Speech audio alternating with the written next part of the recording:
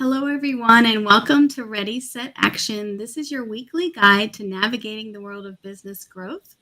I'm Kristina Witmer, a marketing veteran, and I'm joined by Debra Horowitz, a talent leader. Each week, we speak with industry leaders to bring you actionable tips and insights specifically designed for business owners and growth leaders. Our main goal is to give you actionable sales, marketing, and employee growth tactics. So, welcome to our guest this week, Brett Ferguson. He is a professional who helps owners scale, sell, or get your life back. So, welcome, Brett. Thank you. It's a pleasure to be here. Thank you. Yes, so we have some questions for you, but before we dive into that, we'd love to hear just a quick bit about you. Anything you want to share with us? Sure. Well, I set out my life to be a rock star. That didn't work out. Uh, Okay. Eventually taught myself to code, did that for a number of years, started to find that people were more interesting to me than code, kind of more challenging to sort of figure out, but more fulfilling to work with, say it that way. So set my sights on management, and then I don't know, parlayed that into a number of years. I won't say out loud right now, but really kind of coaching, building, supporting mostly software development teams, and from Fortune 500s to startups. Had a couple of small businesses of my own along the way. Done some consulting, and I don't know. Today, I'm just trying to help mostly technology business owners. Um, who are they're my people, right? Got a soft spot Mhm. in my heart for them, but they may not always have great business acumen or just the system and framework to be as impactful as they deserve to be. So yeah, so we're helping them, claw back some time in their lives, grow their business, or prep it for a premium exit if that's what they're after, and without losing themselves, right? It's a very hard. It's a hard proposition sometimes. So For sure. For sure. yeah. Yeah, I think that that really speaks.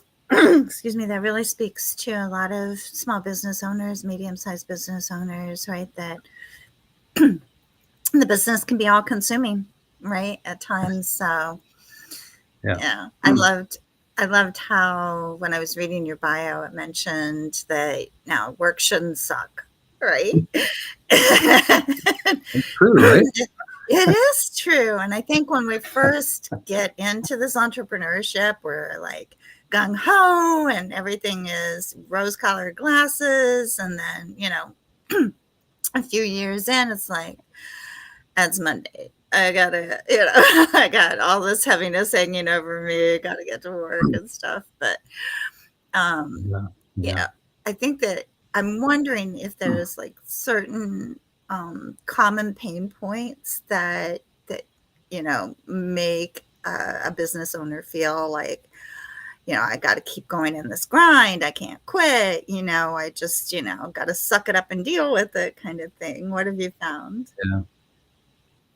Yeah, absolutely. I think for a lot of business owners, and again, I kind of work mostly with technology businesses, but their business becomes a job, and I would say with worse hours and significantly more anxiety, right?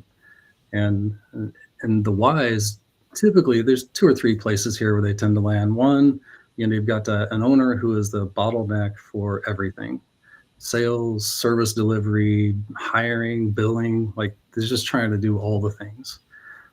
Secondly, their systems tend to rely on memory and just more hustle, right? There's not really enough structure in place. And then third, I think too often when they start hiring employees, they start hiring helpers and not owners. And so you don't have other people in the business who are thinking like a leader, which is a very different way to think. And so at some point, the business stops serving the owner and starts consuming them. And again, it just becomes an expensive, stress filled job that they can't clock out of. So, yeah, the empath in me loves this work. When you said hiring helpers versus owners or leaders, do you think that's a character trait of entrepreneurs, or is it ego? Is it just wanting to help people? Like, any thoughts on where that comes from? Yeah, businesses have life stages like we do too, right? So I think sometimes what happens is early on, it's very scary to hire employees. It's not cheap, right? Like so I think often they're trying to get less expensive employees, right? And Yep. the cheap guy always pays the most, by the way. And so they wind up intentionally hiring helpers and then are frustrated one day when the helpers aren't helping in the way they need them to help That anymore, makes right? sense. Yeah. So yeah, so I think if you're a little longer in the tooth, like maybe I am, I might think differently about the kind of people I hire, but that's born out of years of Mm-hmm. scars and wisdom, things like that. So I think there's some context around it, but That makes yeah. sense. Yeah. So I know you work with MSPs and service-based business and tech, of course. Any of Mhm. those initial signs that tell you a business owner is sort of stuck in the weeds and needs to get out of the daily operations? Yeah, and there's a number of flags, but I feel like generally you'll find these folks they're running around all day, um, but their business still feels almost invisible, right? So they look, sound, and feel like everyone else in their space. The marketing doesn't land. The team kind of feels like their team needs them for every little decision. Um, and they've got operational problems like that. But I think for most of the folks I serve, they're in this space where it's highly competitive, right? And it's very challenging for them to stand out. So um, what I find is that they just haven't clarified um, why their business is the obvious choice in their space. If you don't know what makes you stand out, then you wind up doing kind of everything for everyone and undercharging and over delivering, and all the while wondering why this isn't working. And so I would say often the very first thing we do before systems and delegation and things like that is really start with how do we differentiate, right? So once we kind of nail their market position and a truly irresistible offer, um, those things create leverage, right? So we can now talk about how we delegate, are we priced accordingly, and start to work on getting out of the weeds without the business falling apart. Yeah, I really think in my constituents, anyways, that the differentiation is a real challenge for them. I can see that. Yeah. Yeah, definitely. It's not unlike any other competitive business where there's, a million of offerings, right? Technology versus retail versus, hotels, right? Yeah. Trying to differentiate why you go to that hotel and that room rather than the other one, right? And Yeah. it's more coming up with that differentiated value proposition that is a lot of times I think that's very difficult for a business owner to be able to verbalize. They feel it, but being able Mhm. to really communicate that, right? Yeah, it's my observation is this. I think when you're inside a business, it's incredibly difficult. Like it's an innovative exercise, right? To really figure this out. But often when you're outside of business, it can look like a fairly low bar. But I run into so many people who, what they're going to tout for you is customer service and communication and responsiveness. And I just want to say, like, you don't have a business today if you don't have those things. Like, that's table stakes. That's not special. I'm sorry. Yes, everybody So, needs those. Interesting. Yeah, it's yeah, but it's fun work too. I mean, it's just fun to try to figure out how to do it differently. I love the whole aspect of giving people like their time back, helping them to create that profit and really sanity, right? Because when it gets overwhelming, you're really questioning whether you're sane anymore, right? So, And then they don't see a path out either, right. right? Like it's a stuck place for sure. So what's like a practical first step that you try to, help them take to move in that direction? I might be beating a dead horse, but I'm going to say it again, right? This And I call it an obvious choice framework, but still this idea that we need to be clear about why someone should choose you. What offer are you presenting that I just can't ignore? And then how do we price you accordingly, right? And like, you shouldn't be aiming for the bottom. We all know the sort of race to the bottom. But if you can be really explicitly clear about the value you provide, then you can price yourself accordingly and not hope that you've profited by accident or something, but by design. And so, again, before delegation or scaling, you need to know what's worth scaling. And most of the time, I find an owner is spending all of their time in the business instead of designing the business, which is a very different exercise as well. So I'd say clarify positioning and profit levers, and then the rest comes together fairly quickly, not easily, but quickly afterwards. Because at the end of the day, we're trying to do the right things for the right clients at the right price. Hey, Brett, I'm curious, since we sort of honed in on this identifying what you do well as something that needs to be done early, if you haven't already, what is that, without getting too in the weeds, what does that process look for? How do you coach someone or guide someone through that process? Is it like a discovery session sort of conversation to push questions, or is it like, just curious? Yeah. I mean, I think to do it well, and I do feel like this is, and I'm not trying to ignore how incredibly important it is to understand your finances, right?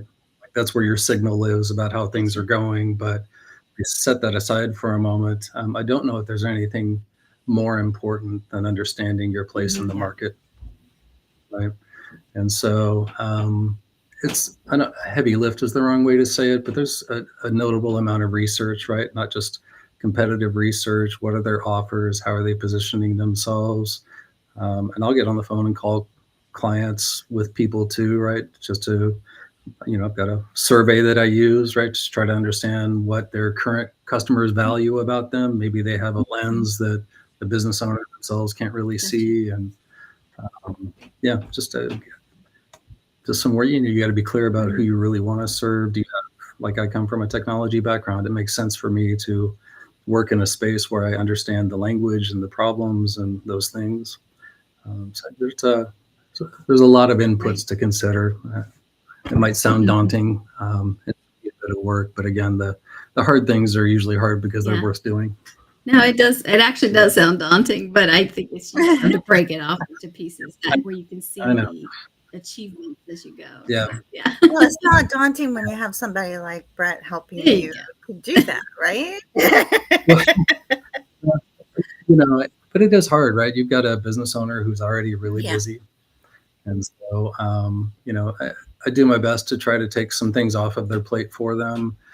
There is a thread of this differentiator that I just really believe has to have its own intrinsic origin. Like I feel like it has to come from the business owner.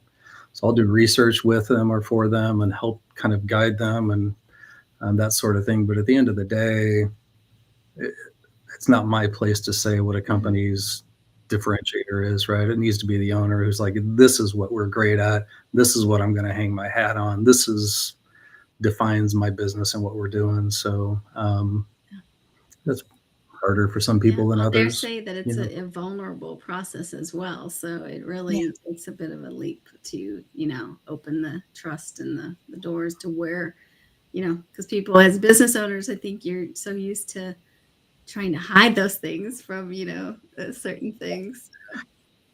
Yeah. Everything about my work is, the barrier to entry is a willingness to sort of open the kimono, right? Finances, my own personal failures as a business owner, the dreams I haven't achieved, just it's vulnerable work for sure. So, Deb, go ahead. Sorry, you had a question. No, I was just going to follow up, kind of go off path for a second, but I think that I'm curious. Do you find that in most cases, the business owners have not taken that step in really understanding the competitive marketplace and where they do fit in? Or is it a mix, or yeah, I'm just trying to get my arms around it, because I know that a lot of the small business owners I've talked to over the last couple of years, that's an area of opportunity to improve upon that they really haven't fully, taken the time to understand where they fit in the market. Yeah, I think my observation is that too many of them are just trying to sort of meet the market where it is, right? And they don't know if they're priced right. They're not value based in their pricing. Like I think it's a great challenge. And then to compound that, Deb, I'm sorry, there's also this, like, they're terrified to change prices, right? They're going to worry that they're going to scare off the customers they do have. And so they wind up, I think, too often stuck in this low margin spot. And again, like, they're working their tails off. I mean, these people who work hard, it's not that at all. They just are just kind of missing what levers to pull and why they matter and some of those things. But yeah, I think pricing is an opportunity for almost all of these small businesses to improve their margins, put a little money back in their pockets, Awesome. Yeah. Thank you. Go on and on about that one too. Well, this is good. This is very helpful. So just a tiny little pivot here. So I know you help businesses scale or kind of prepare for the business for a future exit. What's the difference in your strategy when a business is focused on scaling versus exiting, or how do you sort through that? Yeah. Well, scaling is sexy. And I would say prepping for an exit is more silent and maybe even surgical, right? So one's about growth and the other's about transferability. Scaling is operational leverage, team development, sort of predictability and growth. And prepping for an exit, to be clear, is really more about risk reduction, transferability, right? Clean financials, those kinds of things. And so one's about building for yourself and the other's for building for someone else, which is an interesting way to think about it. But the truth is that in both cases, you have to design a business to run without the owner, because that's the only kind of business that scales, and it's the only kind that sells well. So the reason I have kind of both areas is fundamentally we're still trying to solve for the same problems, whether you're trying to prep for a premium exit or get leverage back in your business so you can live a better life. They both require a lot of the same work. So, yeah. Is the premium exit path kind of also, I mean, I guess you would do this regardless, but you want to identify waste of expense, just waste of money, not missed opportunities. I guess a lot of that's the same. It's just with a premium exit, maybe there's this sense of timeline or urgency, or even, I don't know, maybe it's more of a mindset from the person, but something. Yeah, it really is. I mean, candidly, even if you're a business owner who's not thinking about selling, if you were to approach your business as though you were trying to prepare it for a premium exit, we would do the same things, right? We're still going to implement systems. We're going to build a business that doesn't depend upon you, because no one wants to buy you. They want to buy a business, and you don't want to be beholden to a business. You want it to be an asset that works for you. It's like, it is interesting. Like to your point, Christine, it is effectively a mind shift. All the work is going to be the same. We're still going to get margins, back in order, and, focus on your EBITDA and get those things straightened out. But the work is pretty similar. Yeah. I often also offer a, kind of a package where I'll just do an assessment with someone, lay out 12 to 18 month timeline for them, give them some predictability around how they can improve margins and revenues and a bunch of things like that. And give them a choice, like either we can hunker down and do this together for the next year or so, or we can just, kind of bundle it up, include it in the sales package. Like here's a path to improve this business, its margins, its sellability, et cetera. So Because often Yeah. people So would want that, and then they find out they actually can't implement it, and then they come back, I would guess. I would guess. you know, funny thing, the business owners are. I mean, I haven't met one yet who I didn't think was pretty smart. And I think what they value as much as anything is, kind of when I don my accountability coach, right? When they're like, got to meet with Brett tomorrow and I haven't done my work, right? Just to help keep them on track. So yeah, we had a previous guest, I think not that long ago, when they were talking about how having people around you who would sort of say no or question you a little bit stronger is a real challenge for a lot of owners as well. And I think obviously that's where you would provide some unbiased, very, hard hitting with love kind of, stuff. So, well, I think another part of it too is kind of getting off track maybe, but often a small business owner may not have a lot of people to really engage in kind of these higher level conversations with, right? Again, they've probably hired more helpers than leaders, and it just sort of contributes to the loneliness of being a small business owner a lot of the time. So, yeah. So I think just the mental exercise is fun for them from time to time too. Yeah, So, and being able to communicate with somebody that does understand the position that they're in, because sometimes even employees cannot see it in the same light as you do as the leader. So I'm curious, it's when you're talking about the premium exit, and that sounds so good. Like maybe I'll get there one of these years. But when you're talking about that, like what is a typical ramp time or runway for something like that? yeah, I don't know that there's a typical, Deb. I think it depends upon where they're at in their business. Some, we all have things we're better at than other things. We're not all good about slaying our dragons. If you come from a finance background, for example, your books are probably in fairly good order. It doesn't mean you've got systems in place and other things to help you be more sellable, right?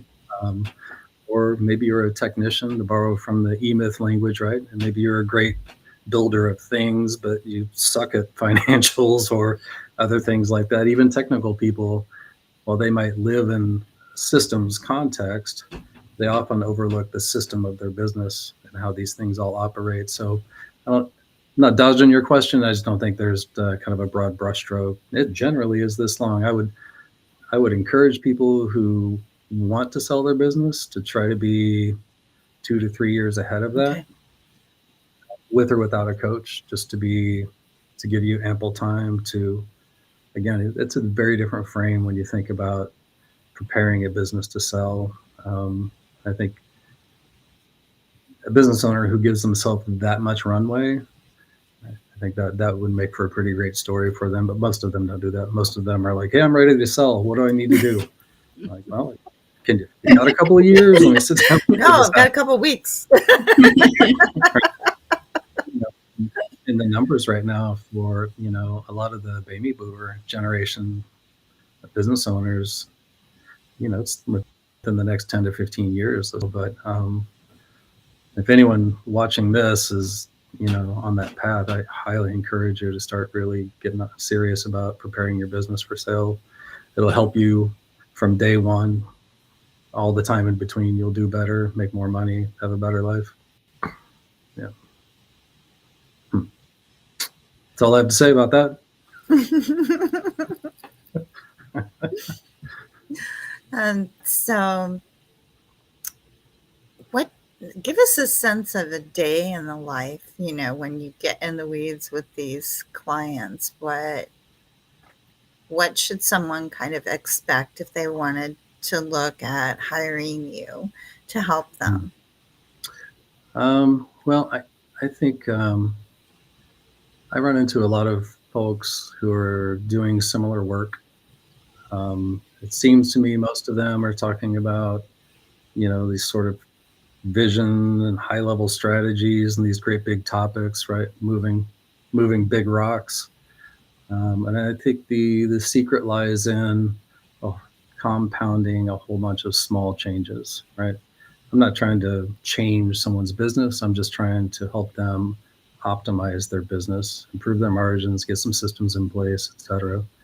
So what that means is I'm not going to engage in a whole lot of high-level strategy conversation. I'm really more about helping you implement some changes, understand which levers to pull for which outcomes, and how we can do that.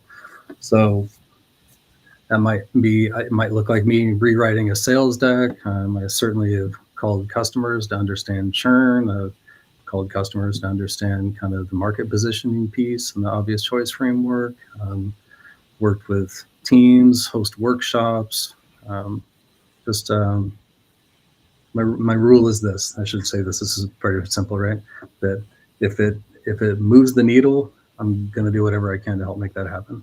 So I'm not going to parachute in and give a pep talk and then ghost you, right? I think of it more about it's kind of a co-pilot. Sounds a little cheesy, but it's just really how I think about it. So Makes sense. I don't know if that answers your question or not, but No, it does. okay. No, it doesn't. And you just help to differentiate yourself in the market. Yeah, I think so. But we as business owners too, like we still have. I think every week I'm tweaking, toying, playing with what's my positioning, what's my marketing look like, how do I say it? Yeah. And it's just I don't know if it's a restlessness or if it's just interesting to kind of explore and play with. I love language. It's fun to play with language and those kinds of things. So I think it doesn't evolve. Kristina, would you agree with that? It's just like that sense of playing with it. I do something similar, wanting to just make sure that I'm on that sweet spot. Yep. I think when you feel like it's not moving is probably when you realize something needs to shake you out of a pattern or something like that a lot of times. So, yeah. I'm just open kimono. I started thinking about, I had someone approach me recently, caused me to think about, my business, what would it look like to treat it more like a firm? And just viewing what I do through that lens has been, it's been highly impactful for me to think about this, this shotgun of all these offers and lead magnets and just all of these things out there as I've been experimenting, right?